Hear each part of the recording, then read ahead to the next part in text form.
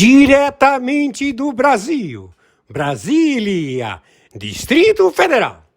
Quem vos fala, mestre Dinho, trazendo sempre informações na palma da sua mão, com notícias de utilidade pública, nacional e internacional.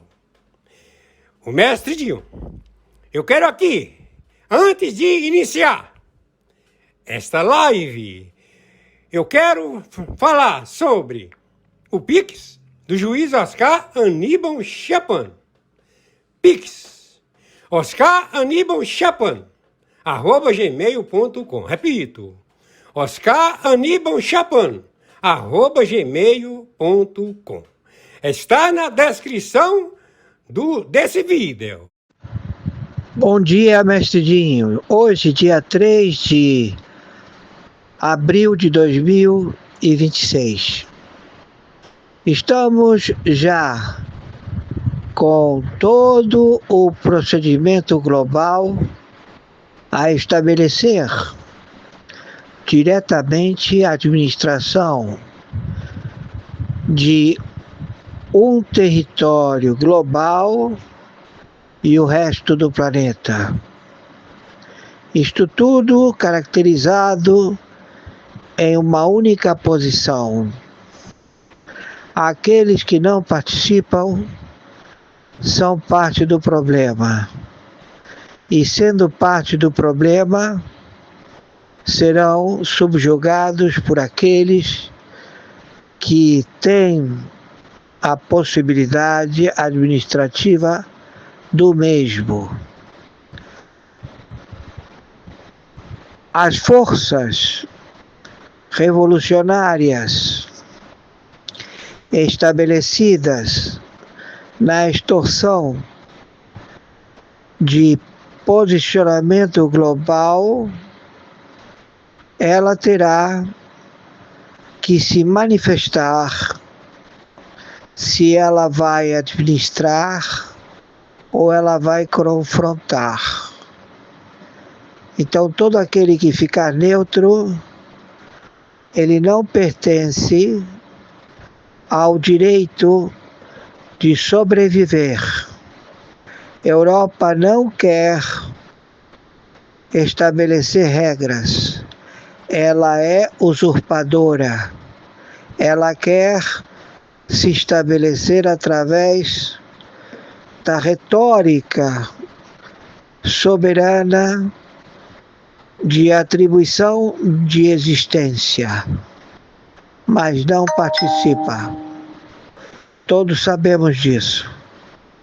Mais um plano Marshall, mais uma submissão, deixa de existir toda a Europa. Deixa de existir todo o comportamento e conglomerado financeiro. Se você não se manifesta, você perde a guerra. Estados Unidos sobrevive através de um único líder, Sr. Trump, o senhor da guerra, ou os que pretendiam submeter o mundo árabe através da sua retórica cínica em querer estabelecer o que eles não têm. Por favor, viralize as lives e este comportamento. Maiores informações entraremos em contato. Que estamos posicionados já para confrontar essa falsa identidade, Luiz Inácio Lula da Silva, primeiro e segundo escalão da sua estrutura de governo, de marginais, funcionários públicos amotinados, sabotagem, trabalhando em troca de dinheiro do petróleo do Irã, da estrutura de contrabando da China, contrabando da Rússia, da Norte-Coreia, da Turquia, todos eles já vistos com a quarta revolucionária, que ela estabeleceu o modus operandi a ser copiado e estabelecido em 17 países das Américas, 10 sendo fronteira seca com o país e 7 com o Caribe. Tudo isto com fatos, atos irrefutáveis. Estamos em guerra atômica nuclear. E isto tudo acaba neste final de semana. Estamos já procedendo à captura de todos estes elementos, todos com identificação global. E todas as plataformas das janelinhas da internet, todos já identificados. Por favor, viralize isto o máximo possível. Povo brasileiro, você será liberto. Povo das Américas, vocês serão libertos. Povo do globo terrestre, vocês serão libertos.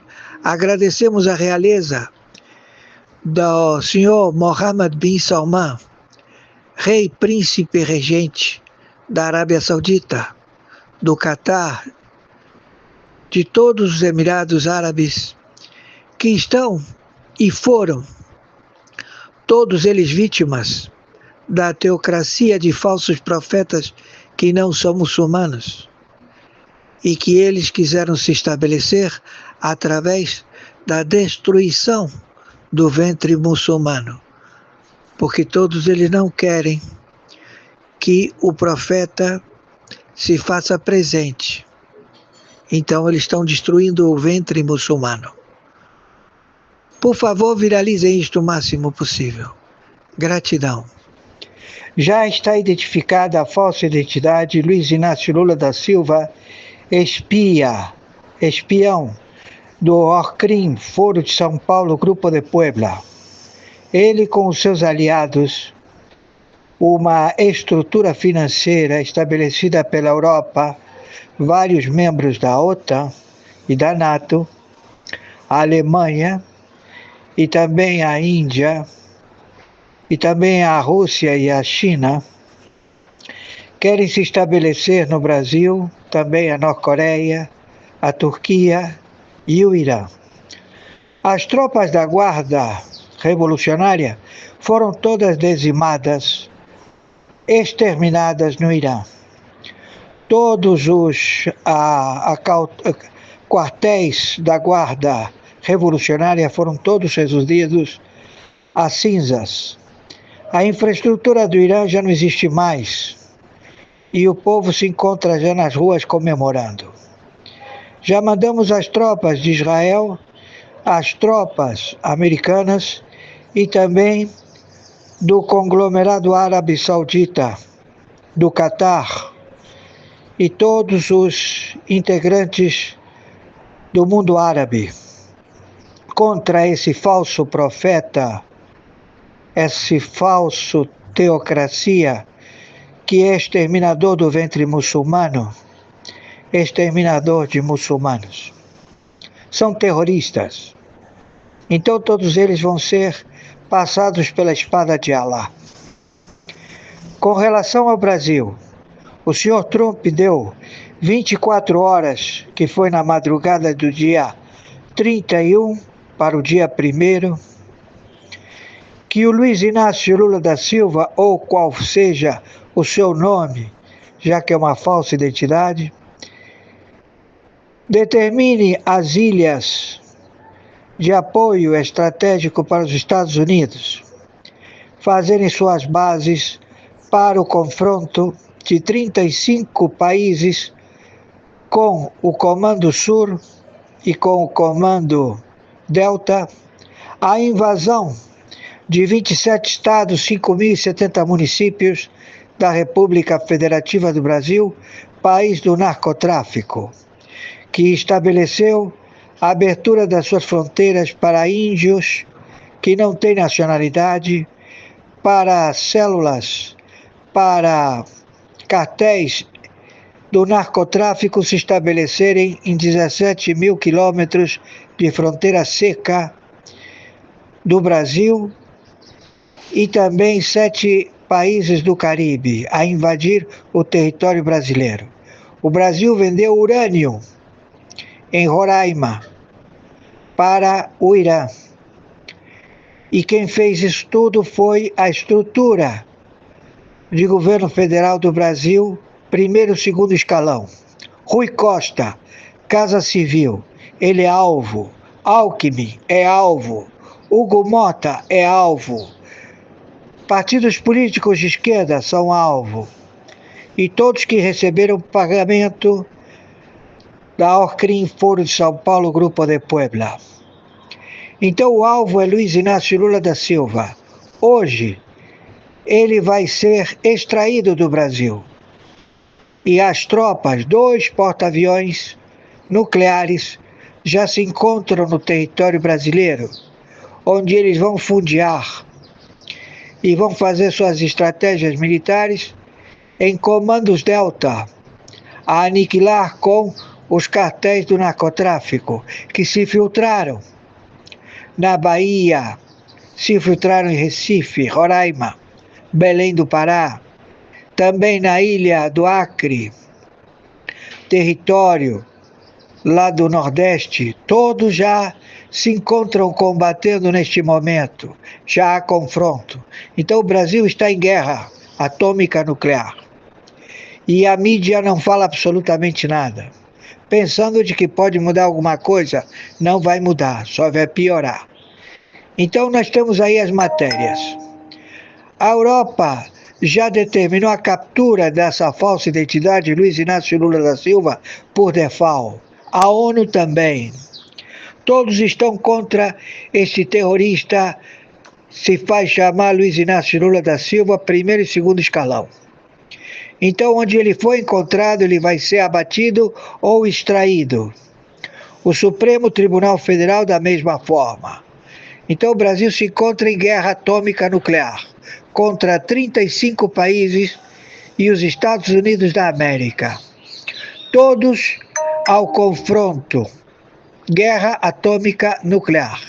E vamos acabar com as bases secretas das ogivas nucleares da China e da Rússia, da Norte-Coreia, do Irã. Ele permitiu que venham aqui diretores das guardas revolucionárias ganhando salários de R$7.000, casa, comida, se estabelecendo em vários estados. Já temos todos eles localizados e eles são alvos. Já estamos procedendo. Hoje, quem está falando é o senhor interventor, pela segunda vez, do Tribunal Penal Internacional, o senhor Oscar Aníbal Chiapano. Arbitragem internacional, justiça paga. Estamos na guerra contra terroristas que estão no território da República Federativa do Brasil.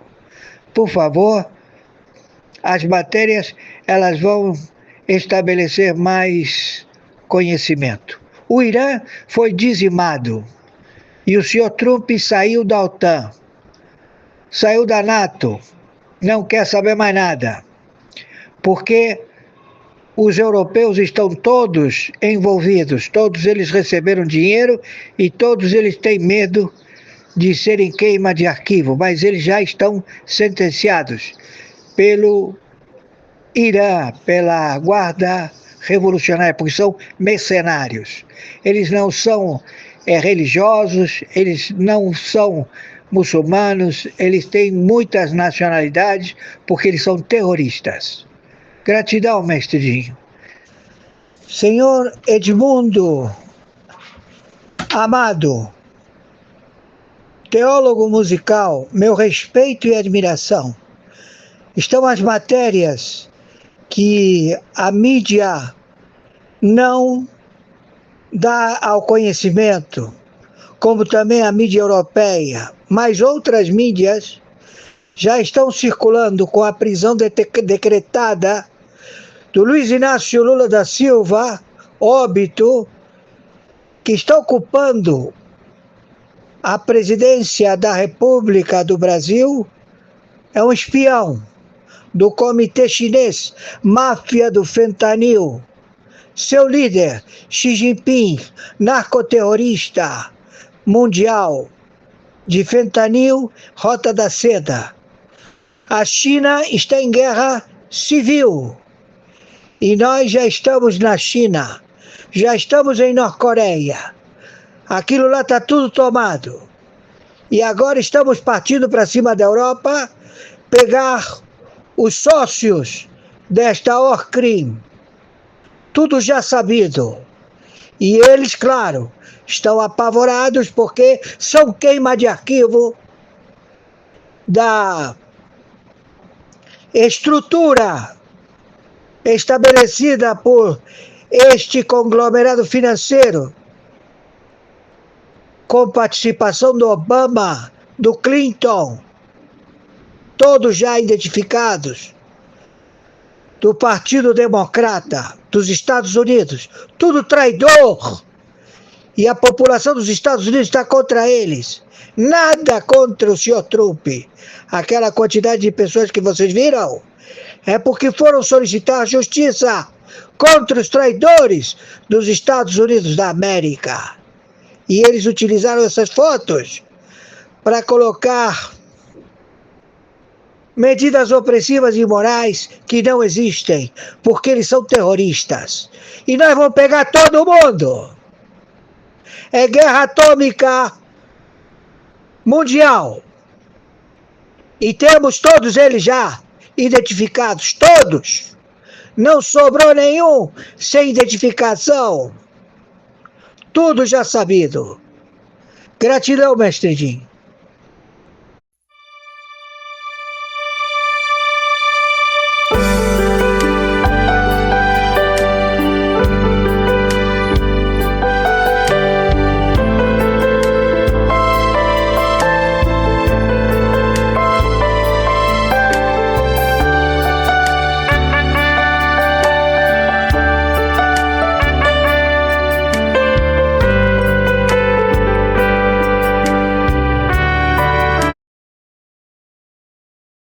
Hoy firmamos este acuerdo, un acuerdo que respeta la soberanía de Paraguay, pero crea también la oportunidad de trabajar aún más acerca y conjunto para enfrentarnos a esta amenaza.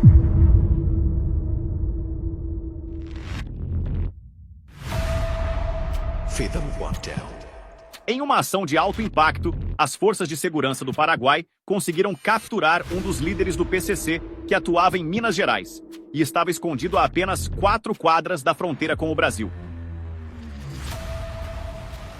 Foragido desde 2019, o narcotraficante foi detido em uma operação conjunta que contou com a participação da Polícia Federal Brasileira e da Polícia Civil Mineira, mostrando a força da cooperação internacional contra o crime organizado. O avanço das tropas paraguaias contra facções brasileiras na região de fronteira tem recebido apoio direto dos Estados Unidos por meio do Comando Sul, dentro da ofensiva Escudo das Américas. Essa operação busca enfraquecer as estruturas dos cartéis em todo o continente. E com a prisão de mais um líder do PCC, o Paraguai reforça sua determinação em combater redes criminosas que ameaçam a segurança regional, enviando um recado claro de que a luta contra o narcotráfico está só começando. Eu, na verdade, queria conversar com o povo para que o André Mendonça seja o presidente do Supremo. Eu estou aguentando mais não. Tenho pressão alta. Eu, na verdade, queria conversar com o povo para que o André Mendonça seja o presidente do Supremo. Eu estou aguentando mais não. Tenho pressão alta. Eu, na verdade, queria conversar com o povo para que o André Mendonça seja o presidente do Supremo. Eu estou aguentando mais não. Tenho pressão alta. Eu, na verdade, queria conversar com o povo para que o André Mendonça seja o presidente do Supremo. Eu estou aguentando mais não. Tenho pressão alta. يا شمر الأبية ويا مطير العصية ويا العجمان النخية ويا الرونة الدمية ويا العتبان القوية ويا شهر العلية ويا شهران الوكية ويا هوازن السرية ويا حرب الحمية ويا غامد العدية ويا زهران الكمية يا أهل الحواضر والبوادي ويا فرسان النوادي يا الأسد العوادي ويا الشجعان الغوادي يا حماة الدار بالبنادق والسنان قامت الدنيا وقعدت وما زلتم رقود ألا فقوموا واستيقظوا الفزعة الفزعة والنزعة الوزعة ثوروا كالبراكين تشعلوا فما براكين إلا قلوبكم ولا جبال إلا جباهكم ولا عزم إلا عزمكم أيسود القرد وأنتم أحياء وتبول الثعالب في الخباء لخناء لعناء شعواء فلا يلقى منكم جهجهة ولا هجاء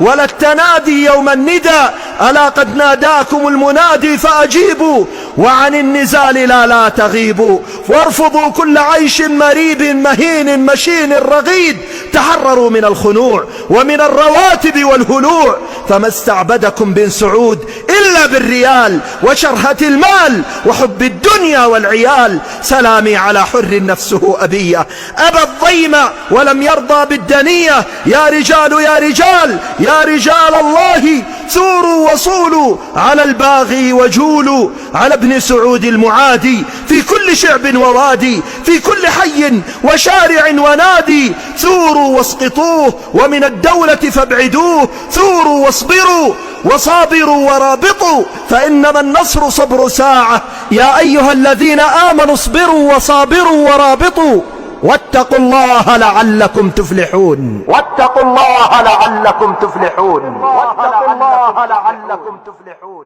Sabe o que é viver 100% de inflação ao mês? Vocês não têm ideia o que é isso. É impossível você gerir uma empresa. É um inferno para pessoas mais pobres. Entra no supermercado hoje com dinheiro, amanhã o dinheiro vale menos. O que você espera para a economia brasileira no ano que vem? Crise fiscal à vista ou ainda dá para salvar e o contexto internacional vai ajudar o Brasil? Olha, eu acho necessário aqui, se me permitam uma certa informalidade no que eu vou falar. Esses números são todos causados por incompetência do governo, em particular do comando do Ministério da Fazenda, que é do ministro Haddad. O aumento dos gastos e a qualidade ruim dos gastos e o endividamento desenfreado do Brasil é barbeiragem pura. Isso é número, não é alinhamento, não estou criticando o adversário político, nada disso. É incompetência mesmo.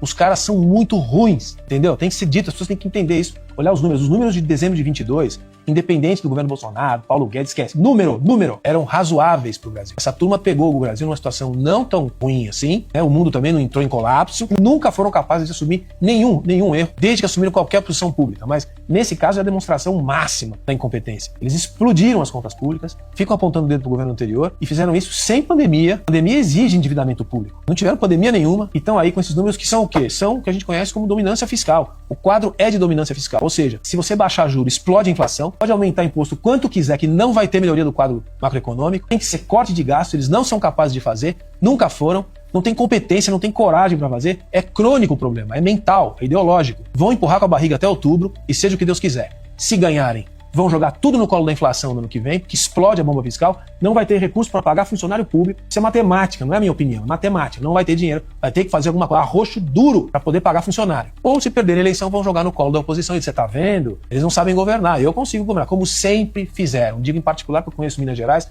que é governado pelo nosso governador Romeu Zema, e ele recebeu um estado desse jeito, sem pagar a polícia 4 meses antes de assumir. Depois pegou pandemia e a herança era do PT. Ele demorou 6 anos para conseguir arrumar aquela desgraceira que ele herdou. Vai ser assim em 2027. Você quer saber? Espero que não sejam eles. Porque se eles ganharem, nós vamos viver o que a gente vivia em 1992. Essa moçada aí, que se alguém se interessar pelo meu livro, vai aprender, porque não viveu o que é inflação, não tem ideia o que é inflação. Sabe o que é viver 100% de inflação ao mês? Vocês não têm ideia o que é isso. É impossível você gerir uma empresa. É um inferno para pessoas mais pobres. Entra no supermercado hoje com dinheiro, amanhã o dinheiro vale menos. Um desastre geral. E pode acontecer da gente voltar, a gente regredir 35 anos atrás, quando a gente teve hiperinflação. Por causa dos gastos desenfreados de gente que não sabe fazer conta e acha que Estado não quebra. A máxima desses caras é o seguinte: Estado não quebra. Estado você pode empurrar a dívida para frente e o resultado é sempre o mesmo. Quem paga é o mais pobre. Aqueles que eles dizem que sempre defenderam. Tensão. Brasil muda de lado e bloqueia 20 mil militares chineses. O que Lula pretende fazer?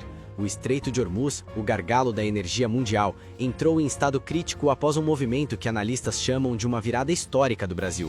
Em meio à escalada de tensões, navios de guerra do país sul-americano estabeleceram, de forma inesperada, um rígido cinturão de controle, confrontando diretamente e bloqueando uma gigantesca frota de navios chineses que tentava atravessar o estreito. Mais de 20 mil tripulantes ficaram presos na estreita faixa marítima, tornando-se escudos humanos involuntários. Sirenes de alerta ecoam sem parar, misturando-se ao rugido de caça sobrevoando a região. O Irã ameaça fechar o estreito, enquanto frotas ocidentais se aproximam. Neste momento, Hormuz se assemelha a um barril de pólvora prestes a explodir. A situação se agravou ainda mais quando um presente secreto, supostamente um dossiê de inteligência confidencial sobre acordos ocultos no Oriente Médio, vazou diretamente na mesa do presidente Lula. A informação chocante surgiu de forma repentina e estratégica, deixando o líder brasileiro sem tempo para reagir e ajustar as ordens militares. El hombre más poderoso de Irán acaba de ser eliminado. Israel confirmó esta mañana la muerte de Ali Larijani, jefe del Consejo de Seguridad Nacional de Irán y considerado el líder de facto del régimen tras la caída de Jamenei. Un ataque nocturno sobre Teherán también acabó con el comandante de la milicia Basij. Netanyahu lo llamó el jefe de la mafia iraní. El Medio Oriente acaba de cambiar para siempre. ¿Qué hará Irán ahora?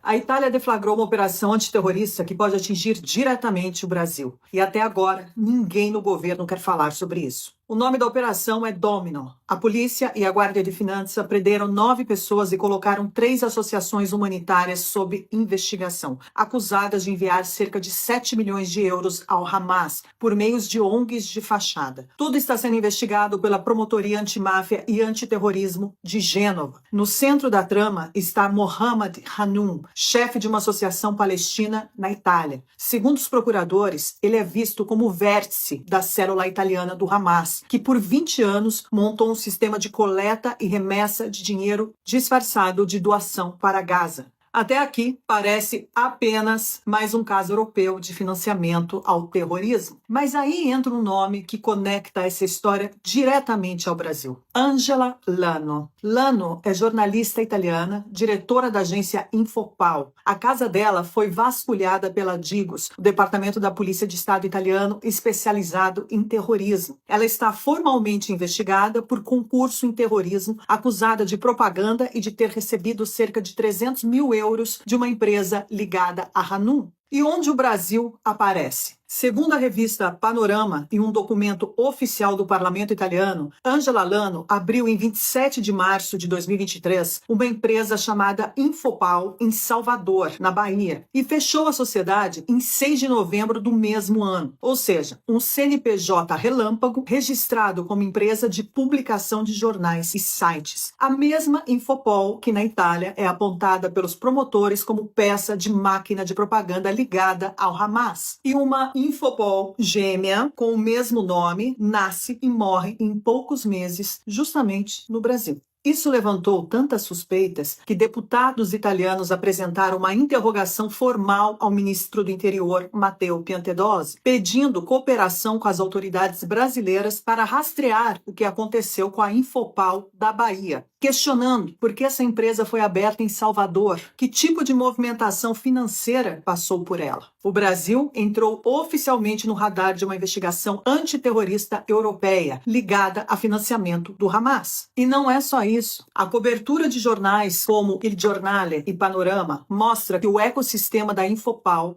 dialoga diretamente com figuras conhecidas no Brasil, como Said Marcos Tenório, que é o vice-presidente do Instituto Brasil-Palestina, o IBRASPAL. Quem é Tenório? Documentos da própria Polícia Federal, na Operação Trapiche, mostram que ele apareceu em chats e relatórios de inteligência no inquérito sobre uma célula do Hezbollah planejando ataques contra alvos israelenses no Brasil. Em paralelo, reportagens brasileiras descrevem Tenório como um lobista do Irã e do Hezbollah no Brasil, com uma longa carreira remunerada no Congresso Nacional, assessorado por partidos de esquerda e articulando aproximação com Teherã. Então, presta atenção no quadro completo. A Itália desmonta uma rede de 7 milhões de euros para o Hamas, com 9 presos e 8 milhões em bens bloqueados. Entre os investigados está Angela Lano, que é a diretora da Infopal, acusada de propaganda e de receber dinheiro de uma empresa da célula italiana. Essa mesma jornalista abre uma Infopal em Salvador, na Bahia, em 2023, fecha em poucos meses e o parlamento italiano quer saber que dinheiro passou por ali. Ao redor dela aparecem nomes nomes que já surgiram em investigação da Polícia Federal sobre Hezbollah no Brasil. Isso não é teoria da conspiração. Está em autos judiciais, documentos parlamentares, relatórios da PF e reportagens de imprensa na Itália e Argentina. Agora vem a pergunta incômoda. Onde estão as autoridades brasileiras? Até aqui, nenhum grande órgão de imprensa no Brasil colocou o dedo nessa ferida com a profundidade que o caso exige. E o governo, que adora falar em soberania, quando é para proteger ditaduras amigas, está em silêncio sobre o fato de que um CNPJ baiano está citado num caso internacional de financiamento ao Hamas. Não existe, por enquanto, prova pública de que a empresa Infopal da Bahia mandou dinheiro para o Hamas. O que existe é uma investigação em curso na Itália, um pedido formal do parlamento italiano para cooperar com o Brasil, uma empresa criada e fechada em tempo recorde em Salvador por uma investigada por terrorismo e nomes brasileiros que já apareceram em inquéritos sobre Hezbollah. Mesmo assim, o mínimo que se espera é que a Polícia Federal e o Ministério da Justiça digam se já receberam o pedido da Itália e o que estão fazendo. Que o Itamaraty explique que tipo de diálogo mantém com as organizações e pessoas citadas nesses inquéritos. E que a sociedade brasileira saiba se o país está sendo usado como plataforma de propaganda, lavagem ou logística para grupos ligados a Hamas e Hezbollah. O Irã usa a Venezuela e a Argentina como nós estratégicos. Agora as investigações italianas e brasileiras indicam que o Brasil entrou também no mapa. E isso tem impacto direto na nossa segurança, na nossa política externa e nas nossas relações com os Estados Unidos, Israel e Europa. O caso está só começando, mas uma coisa já está bem clara. Enquanto o governo Lula posa de defensor da paz, aliados e simpatizantes de grupos terroristas usam o território brasileiro como parte de um tabuleiro geopolítico onde o brasileiro comum é o último a saber. E é precisamente por isso que o tema exige esclarecimentos. Não se trata de acusar ninguém, mas de garantir transparência num assunto em que o Brasil aparece mencionado numa investigação antiterrorista conduzida por outro país. Se depender da imprensa tradicional e do próprio governo, dificilmente você ouvirá falar da empresa baiana citada na investigação italiana sobre o Hamas. Chocante. Lula lanza ataque ao reduto de Trump. Arma super secreta de Alemania es revelada. Hora H llegó. A tensión geopolítica global aumenta a cada momento cuando Donald Trump emite un ultimátum duro contra el Brasil, aceptar la derrota o enfrentar un ataque de destrucción total sin precedentes. La declaración avala centros de poder alrededor del mundo, llevando el escenario internacional al borde de un confronto directo.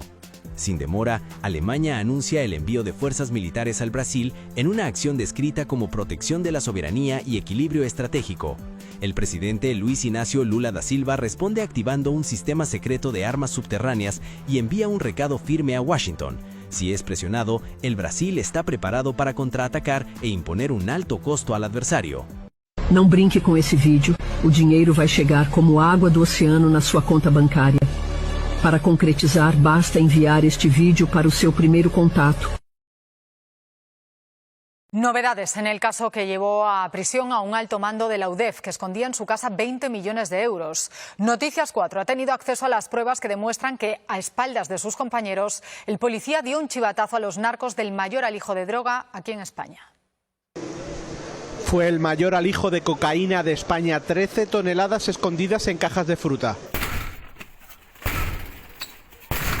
Los agentes encontraron la droga en un contenedor en Algeciras, pero los destinatarios se escaparon antes de ser detenidos. Según ha podido confirmar Noticias 4, los narcos fueron alertados por un mando policial que facilitó su fuga a espaldas de sus compañeros. El autor del chivatazo fue Óscar Gil, mando de la UDEF en Madrid, y al que los agentes encontraron en noviembre 20 millones de euros en las paredes de su casa. Había tanto dinero que la policía tuvo que vigilar la vivienda tras su detención para evitar que nadie entrase a buscar más billetes. Además, los investigadores sospechan que el exjefe de la UDEF en prisión preventiva desde noviembre tenía una segunda vivienda también con dinero escondido. Un piso seguro que aparece en las escuchas, pero que todavía no ha sido localizado. Antes del alijo de 13 toneladas, el mando corrupto ingresó los nombres de sus colaboradores en la base de datos de la policía, la misma que le avisaba si otro equipo les investigaba. Así detectó la operación del mayor al hijo de España y pudo dar el aviso. ¿Pero por qué no se fugó? Para los investigadores solo hay una respuesta: el narcopolicía se sentía seguro. Nunca pensó que sus compañeros le vincularían con los chivatazos o los sobornos millonarios, pero se equivocaba y acabó en prisión.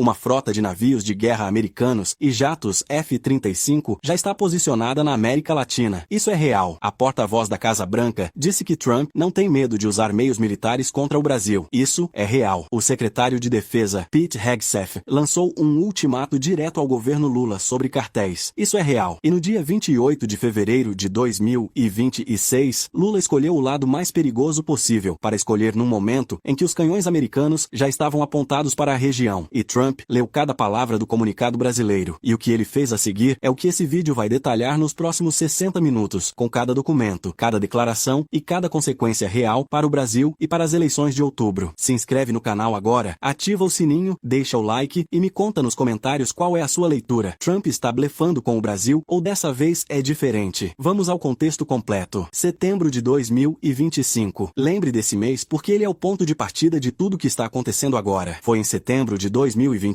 que a relação entre Brasil e Estados Unidos atingiu o ponto mais baixo desde a redemocratização brasileira em 85. E foi em setembro de 2025 que o governo Trump fez algo que nenhum governo americano havia feito em relação ao Brasil em toda a história moderna. A porta-voz da Casa Branca, Karoline Leavitt, se levantou na sala de briefing mais famosa do mundo, olhou para as câmeras dos maiores veículos de imprensa do planeta e disse em voz alta e sem hesitação que o presidente Trump não tem medo de usar poder econômico e militar para defender a liberdade de expressão em território brasileiro. 6 palavras que mudaram tudo. Poder militar contra o Brasil, dito publicamente pela voz oficial da presidência dos Estados Unidos. E o mundo ouviu. Para entender o peso daquelas 6 palavras, você precisa entender o contexto em que elas foram ditas, porque elas não saíram do nada. Elas foram a culminação de uma escalada de pressão que havia começado em julho de 2025, quando Trump aplicou tarifas de 50% sobre produtos brasileiros, que foi a maior tarifa que os Estados Unidos já impuseram ao Brasil em décadas, e que foi seguida em agosto pela aplicação das sanções da Lei Magnitsky contra o ministro do STF Alexandre de Moraes e sua esposa Viviane Barsi, e que foi seguida em setembro pelo início do julgamento de Jair Bolsonaro no Supremo Tribunal Federal. E quando o julgamento começou e a condenação de Bolsonaro foi se tornando cada vez mais provável ao longo dos dias, Trump intensificou a pressão numa velocidade que surpreendeu até os analistas mais pessimistas sobre a relação bilateral, e a declaração da porta-voz sobre poder militar foi o pico dessa escalada num momento em que o Planalto não tinha mais espaço para recuar. E o que a declaração da porta-voz da Casa Branca fez dentro do governo brasileiro foi criar um estado de alerta total que o Itamaraty teve que gerenciar em tempo real. Porque quando o governo do país mais poderoso do mundo diz publicamente que não tem medo de usar meios militares contra você, você tem poucas opções e nenhuma delas é confortável. A primeira opção é recuar e fazer concessões que demonstrem boa vontade, mas recuar naquele momento significaria parecer que o governo Lula estava cedendo a uma ameaça militar, o que criaria um precedente interno e externo devastador. A segunda opção é responder com firmeza, afirmando a soberania brasileira, que foi o que o Itamaraty fez ao emitir uma nota condenando a tentativa de uso de sanções econômicas ou ameaças de uso da força contra a nossa democracia. E a terceira opção é ignorar e esperar que a situação se acalme sozinha. Mas com uma frota americana se movimentando pela América Latina, essa terceira opção não estava disponível. O general Lula, e aqui uso a palavra general de forma metafórica, mas reveladora, porque Lula é, acima de tudo, um homem que conhece batalhas políticas. Lula respondeu às declarações de Trump com a ironia que é a sua arma favorita. Em situações de pressão máxima, ele disse, ao invés de Trump ficar brigando com a gente, devia vir conhecer nosso sistema interligado, e chegou a fazer piada sobre emprestar energia elétrica brasileira para os Estados Unidos, dizendo, dá para emprestar para os Estados Unidos, dá para fazer um linhão até Nova York. E essa resposta irônica tinha um objetivo político claro, que era mostrar para o eleitorado brasileiro que o presidente não estava intimidado, que estava tratando a ameaça do homem mais poderoso do mundo com a mesma desenvoltura com que trataria qualquer adversário político doméstico, e no curto prazo funcionou, porque a base eleitoral de Lula recebeu a resposta com entusiasmo, mas no médio prazo criou um problema porque Trump leu a ironia, e Trump não gosta de ser tratado com ironia, especialmente em público, especialmente quando está a pressionar alguém que ele já identificou como adversário geopolítico. Atlântico. E aqui, chegamos ao primeiro grande elemento de tensão que o Brasil precisava gerenciar em setembro de 2025 e que não foi gerenciado de forma suficiente para impedir o que veio em fevereiro e março de 2026, que é o fato de que a frota militar americana, que a imprensa americana e brasileira descreveu como sendo enviada para a América Latina, não era uma ficção de tabloide, era uma realidade documentada com navios de guerra e jatos F-35 reposicionados na região em operações que os Estados Unidos justificaram publicamente como combate ao narcoterrorismo e às facções criminosas transnacionais, e o Brasil com suas fronteiras vulneráveis no Nordeste, onde relatórios de inteligência apontam que em 2025, aproximadamente 93% da cocaína apreendida em zonas aduaneiras cearenses estava concentrada nos complexos portuários de Pecém e Mucuripe, estava diretamente no centro geográfico e estratégico dessa operação americana na região. O dado que explica melhor do que qualquer declaração diplomática porque o Brasil está na mira militar americana é esse. Em janeiro de 2026, foram apreendidas quase 10 toneladas de cocaína em um único navio de bandeira estrangeira, interceptado após escala no porto do Mucuripe, no Ceará, e relatórios de inteligência dos Estados Unidos classificaram o litoral entre o Ceará e o Rio Grande do Norte, que os militares americanos chamam de saliente nordestino, como a principal zona de transbordo para a rota transatlântica do tráfico internacional. E quando os americanos olham para o mapa e veem que o maior país da América do Sul tem no seu nordeste o ponto mais vulnerável e mais estratégico da rota do tráfico para a Europa e para a África, e quando esse mesmo país tem um governo que não coopera com as prioridades americanas de segurança, a pressão para instalar o que os americanos chamam de Forward Operating Locations, que são bases operacionais avançadas no território ou nas águas territoriais do país, se torna parte de uma lógica estratégica que vai além de qualquer retórica política e entra no campo do interesse de defesa permanente dos Estados Unidos. O site DefesaNet, que é uma das mais respeitadas publicações especializadas em assuntos militares do Brasil, publicou em fevereiro de 2026 uma análise que todo brasileiro que quer entender o que está sendo discutido nos bastidores da visita de Lula a Trump precisava ler. E essa análise dizia que a visita presidencial planejada para março de 2026 combinava o realismo ofensivo americano com a pragmática do combate às ameaças híbridas, e que a guerra às drogas havia deixado de ser apenas uma política de segurança pública para se tornar o principal instrumento de pressão coercitivo americano, visando a obtenção de bases operacionais em território brasileiro, e que a pressão diplomática que o Brasil estava recebendo não deveria ser interpretada como isolada, mas como parte de um contínuo histórico que remontava à Segunda Guerra Mundial, quando o saliente nordestino brasileiro foi identificado como o trampolim da vitória, vital para o controle das rotas marítimas do Atlântico. Se você está acompanhando esse nível de análise e está entendendo por que o que aconteceu em fevereiro de 2026 importa tanto para o futuro do Brasil, para a economia, para a segurança e para as eleições de outubro, considera mandar um super thanks aqui embaixo para fortalecer esse canal independente. Cada contribuição mantém esse tipo de jornalismo de análise profunda funcionando. Vamos continuar porque a história fica muito mais densa a partir daqui. Então chegamos ao dia 28 de fevereiro de 2026, uma sexta-feira de manhã. O mundo acorda com a notícia de que os Estados Unidos e Israel executaram a maior operação militar aérea do Oriente Médio em décadas contra o Irã, e que entre os alvos dessa operação estava o líder supremo, Ali Khamenei, que foi eliminado junto com dezenas dos principais comandantes militares e políticos do regime iraniano, e que a operação chamada Fúria Épica foi celebrada por Trump como a eliminação do maior financiador do terrorismo no mundo, e que iranianos saíam às ruas de Teherã para celebrar a queda de um regime que os havia oprimido por décadas. O mundo inteiro estava processando as imagens. A maioria dos países grandes estava em silêncio, esperando para ver o que acontecia a seguir. E o governo Lula decidiu que era o momento de falar. A nota do Itamaraty, de 28 de fevereiro de 2026, foi publicada horas depois dos ataques e dizia em linguagem oficial, mas sem ambiguidade, que o governo brasileiro condena e expressa grave preocupação com os ataques realizados por Estados Unidos e Israel contra alvos no Irã, e que os ataques ocorreram em meio a um processo de negociação entre as partes, que é o único caminho viável para a paz, e o governo apelou a todas as partes que respeitem o direito internacional e exerçam máxima contenção, e dias depois, o embaixador iraniano no Brasil, Abdollah Nekunam Gadiri, agradeceu publicamente ao governo Lula pela que ele chamou de ação valorosa, e disse que o posicionamento de Brasília dá atenção aos valores humanos e à independência dos governos. E Trump leu tudo isso. Para entender por que a combinação de todos esses fatores chegou ao nível de pressão que o Brasil está enfrentando em março de 2026, você precisa entender como funciona a lógica de poder do governo Trump, porque Trump não é um presidente que responde a cada provocação com uma ação imediata. Ele é um presidente que acumula, que registra, que coleciona afrontas e que responde quando acumula suficiente para justificar uma resposta que mude o equilíbrio de poder a seu favor. E a lista de afrontas que Trump acumulou em relação ao governo Lula até março de 2026 era extensa. Incluía a defesa de Maduro quando os Estados Unidos o capturaram na Venezuela, incluía a oposição aos cortes de petróleo para Cuba, incluía a condenação dos ataques ao Irã, incluía o fato de que o embaixador iraniano agradeceu publicamente ao Brasil, incluía a resistência de Lula a participar do Conselho da Paz de Trump, incluía a recusa brasileira a assinar pactos de exclusividade sobre minerais críticos e incluía a ironia com que Lula havia respondido às declarações sobre poder militar em setembro de 2025. E em março de 2026, Trump elevou o tom contra o Irã de forma ainda mais agressiva, classificando o país como perdedor do Oriente Médio depois da morte de Khamenei e fazendo novas ameaças contra o regime iraniano. E nesse contexto, um Brasil que havia condenado os ataques ao Irã e recebido o agradecimento público do embaixador iraniano, enquanto Trump chamava o Irã de perdedor, não estava simplesmente do outro lado da mesa, numa negociação diplomática. Estava do outro lado do espectro geopolítico, num momento em que o governo americano estava definindo quem são seus aliados e quem são seus adversários em todo o mundo. E a nomeação de Darren Beattie como assessor sênior para a política do Brasil no Departamento de Estado, que aconteceu em 27 de fevereiro de 2026, um dia antes dos ataques ao Irã, colocou no cargo de responsável por formular o que os Estados Unidos devem fazer em relação ao Brasil exatamente a pessoa que vai registrar cada episódio que possa ser interpretado como anti-americano e que vai transformar esses episódios em recomendações de política para o secretário de Estado Marco Rubio e para o presidente Trump. Beattie não é desconhecido do governo Lula. Em agosto de 2025, ele publicou uma série de postagens no X, chamando Alexandre de Moraes de principal arquiteto do complexo de censura e perseguição contra Bolsonaro. E essas postagens foram tão graves que o Itamaraty convocou o principal representante dos Estados Unidos em Brasília para prestar esclarecimentos, que é uma medida diplomática que os países reservam para situações de tensão real. E depois dessa convocação, Beattie não recuou, não se desculpou, continuou postando e continuou trabalhando internamente para convencer o governo Trump a aplicar as sanções da Lei Magnitsky contra Moraes. E quando as sanções foram aplicadas, o filho do ex-presidente Eduardo Bolsonaro foi às redes sociais para agradecer publicamente a Beattie pelos seus esforços, revelando os canais de comunicação que existem entre a família Bolsonaro e o homem que agora controla toda a política americana para o Brasil. A estrutura que Trump montou para gerenciar a relação com o Brasil em 2026 é a mais hostil que qualquer governo brasileiro já enfrentou, desde pelo menos os anos 60, e para entender isso, você precisa ver os 3 níveis dessa estrutura. No nível mais alto está o secretário de Estado Marco Rubio, que enquanto era senador, chamou Lula de líder de extrema esquerda, que encobre a natureza criminosa do narco-regime de Maduro. No nível operacional está Beattie, que passou meses documentando e denunciando o que chama de perseguição judicial a Bolsonaro e censura a oposição brasileira. E no nível de execução está o Departamento de Defesa americano, com o secretário Pete Hegseth, que lançou um ultimato explícito ao Brasil, dizendo que ou o país enfrenta as facções criminosas por conta própria, ou haverá intervenção militar. E os 3 níveis dessa estrutura convergem na mesma direção, que é a de que o Brasil precisa mudar sua postura em relação a Washington, em pelo menos 4 temas: o tratamento de Bolsonaro, a liberdade de expressão e as decisões do STF sobre redes sociais, a cooperação no combate ao narcotráfico e o alinhamento geopolítico em relação ao Irã, à Venezuela e a Cuba. O deputado Eduardo Bolsonaro, filho do ex-presidente, disse em setembro de 2025 que os Estados Unidos podem enviar caças F-35 e navios de guerra ao Brasil no futuro. E essa declaração foi dada logo depois que a porta-voz da Casa Branca disse que Trump não teme usar meios militares e foi interpretada pelo governo Lula como uma confirmação de que a família Bolsonaro estava ativamente pressionando o governo americano a escalar a pressão militar sobre o Brasil. E a ministra de Relações Institucionais, Gleisi Hoffmann, reagiu com dureza, dizendo que não bastam as tarifas contra nossas exportações, as sanções ilegais contra ministros do governo, do STF e suas famílias. Agora ameaçam invadir o Brasil para livrar Jair Bolsonaro da cadeia, e que isso é totalmente inadmissível. E o Itamaraty emitiu nota condenando a tentativa de coagir as instituições nacionais. Mas a questão que os especialistas militares brasileiros fizeram logo depois das declarações da Casa Branca sobre poder militar foi a seguinte: o Brasil tem capacidade de resistir a qualquer pressão militar americana ou qualquer sinalização de força americana no Atlântico Sul. E a resposta honesta é que não. E essa honestidade não é derrota, é simplesmente o reconhecimento de que o Brasil é a 9ª maior economia do mundo com forças armadas respeitáveis e com um território do tamanho de um continente, mas não é uma superpotência nuclear e não tem aliança militar com nenhum bloco que pudesse oferecer dissuasão real contra a pressão americana, o que significa que o espaço de manobra do governo Lula diante dessa pressão é fundamentalmente diplomático e não militar, e a cúpula militar brasileira avaliou as declarações sobre poder militar como bravata que não seria traduzida em ação concreta, mas avaliou também que os Estados Unidos certamente poderiam escalar as sanções econômicas e ampliar o número de autoridades atingidas pela Lei Magnitsky de formas que causariam dano real ao governo e à economia. E os danos econômicos já estão chegando de formas concretas que o brasileiro na rua começa a sentir, porque a guerra no Irã, que o governo Lula condenou, fez os preços do petróleo dispararem nos mercados internacionais com a perspectiva de fechamento do Estreito de Hormuz pela Guarda Revolucionária Iraniana. E esse fechamento, mesmo que temporário ou parcial, reduziu o fluxo de 20% do petróleo mundial que passa por aquela passagem marítima, e num mundo onde o petróleo fica caro, o Brasil sente em dois lugares ao mesmo tempo. Sente na importação de derivados que pressionam os preços dos combustíveis e sente no custo da produção agrícola que usa fertilizantes derivados do petróleo, e a inflação, que já era uma das principais preocupações da campanha de reeleição de Lula, ficou ainda mais difícil de controlar num cenário de guerra no Oriente Médio que o próprio governo brasileiro condenou, mas que tem consequências econômicas sobre as quais o governo não tem controle. Aqui está o detalhe que ninguém está cobrindo e que muda completamente a análise dessa situação. O DefesaNet revelou que a pauta da visita de Lula a Trump em março de 2026 inclui de forma inevitável a questão da presença militar americana no Nordeste brasileiro, não como uma ameaça explícita que vai ser colocada na mesa de forma agressiva, mas como uma pressão estrutural que vai estar presente em cada ponto da negociação, porque os americanos querem o que chamam de Forward Operating Locations, bases operacionais avançadas no saliente nordestino, para monitorar o tráfico marítimo no Atlântico, e o governo Lula resiste a isso porque a instalação de bases militares americanas no Brasil seria uma concessão de soberania que nenhum governo brasileiro consegue defender politicamente, especialmente num ano eleitoral onde a oposição já acusa Lula de ser um presidente que se curva a pressões externas. A análise do DefesaNet foi mais longe e disse algo que é incômodo, mas necessário de ser compreendido, que é que a ajuda americana no combate ao tráfico pode se revelar um cavalo de Troia para a instalação de capacidades de inteligência, vigilância e reconhecimento, voltadas não para traficantes, mas para os competidores e rivais estatais globais dos Estados Unidos, o que na prática significaria que o Brasil estaria hospedando infraestrutura americana de espionagem estratégica dirigida contra a China e a Rússia, os dois maiores parceiros comerciais e políticos do governo Lula no BRICS, e qualquer analista com mínimo conhecimento de geopolítica entende que essa seria uma posição insustentável para o governo Lula, tanto internamente quanto externamente, porque o Brasil estaria tecnicamente acolhendo na sua costa ferramentas militares americanas, enquanto, ao mesmo tempo, mantém as relações com Moscou e Pequim, que são a base da estratégia do Sul Global, que Lula defende desde o início do terceiro mandato. Se você está percebendo que essa situação não tem saída fácil para o governo Lula, que cada opção tem um custo e nenhuma delas é gratuita, você está entendendo a dimensão real do problema que o Planalto está tentando gerenciar em março de 2026, e considera mandar um super thanks aqui embaixo, porque esse tipo de análise que conecta geopolítica, economia, militar e eleições em um quadro coerente é o que esse canal faz, que os veículos convencionais não fazem. Vamos ao que vem a seguir, porque essa parte é ainda mais importante. Vamos falar do elefante na sala que todos os analistas veem, mas que poucos dizem claramente, que é a dimensão eleitoral de toda essa pressão americana sobre o Brasil, porque as eleições de outubro de 2026 não estão acontecendo num vácuo geopolítico, elas estão acontecendo no contexto mais pressionado que qualquer candidatura à presidência do Brasil já enfrentou em termos de relação com os Estados Unidos, e Trump sabe disso, e Biden sabe disso, e o senador Flávio Bolsonaro, que aparece em pesquisas como o principal rival de Lula em outubro, sabe disso, e cada decisão que o governo americano toma em relação ao Brasil, entre hoje e outubro, vai ser percebida pelo eleitorado brasileiro como um posicionamento em relação à eleição brasileira, independentemente de como Washington enquadre essas decisões como sendo apenas sobre política externa, soberania ou combate ao tráfico. A análise de A Pública, publicada em dezembro de 2025, foi a mais honesta sobre esse aspecto e fez as perguntas que todo analista deveria fazer, mas que a maioria evita por razões políticas. Trump ordenará que a CIA realize operações clandestinas para apoiar candidatos de extrema-direita que buscam derrotar Lula em outubro. Ele se manifestará publicamente e apoiará o candidato presidencial de direita no segundo turno. Será que Trump acusará o presidente Lula de envolvimento com narcoterrorismo para justificar novas ações americanas? americanas. E essas não são perguntas teóricas ou paranoicas,